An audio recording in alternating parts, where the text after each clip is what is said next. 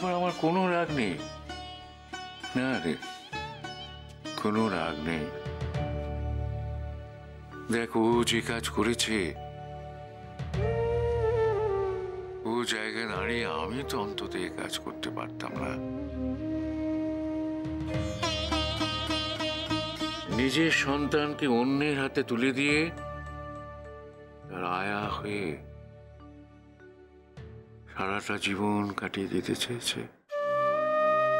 ভাবতে পারছি না আমার অস্থির মনকে শান্ত করার জন্যে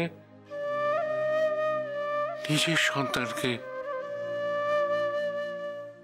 সন্তানকে আমার হাতে তুলে দিয়েছে।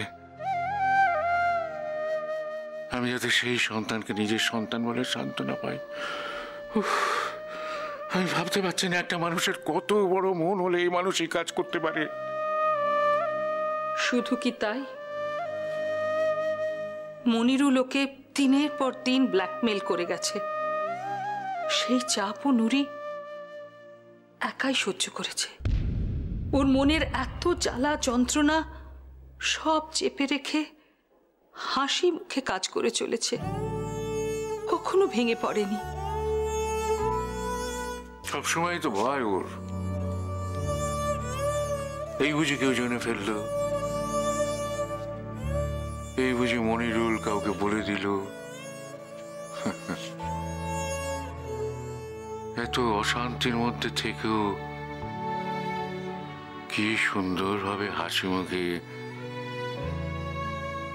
আয়া সেজে নিজের মেয়ে সেবা করে গেল, আমাদের সেবা করে গেল।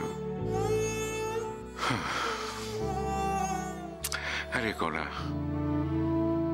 তুই কি ভাবছিস ওকে নিয়ে যাবো? ওর কি আমাদের সাথে যাওয়া উচিত? না বাবা, না, আজ নয়। আজ ও বাড়িতে গেলে আমাদেরও তো কম কথা শুনতে হবে না। আর নুরির যা মনের অবস্থা, তাতে ওকে ওখানে নিয়ে গিয়ে 10টা কথা শোনানোর সুযোগ করে দেওয়াটা ঠিক হবে না। তার চেয়ে বরং আজ আমরা যাই, গিয়ে বুঝে শুনে আসি, তারপর নুরিকে সব কথা বলবো। ঠিক আছে, ঠিক আছে, তুই তাড়াতাড়ি রেডি হয়ে নে, আমরা বেরিয়ে পড়বো, তাড়াতাড়ি বেরিয়ে পড়বো। যা যা যা রেডি হয়ে নে। ঠিক আছে।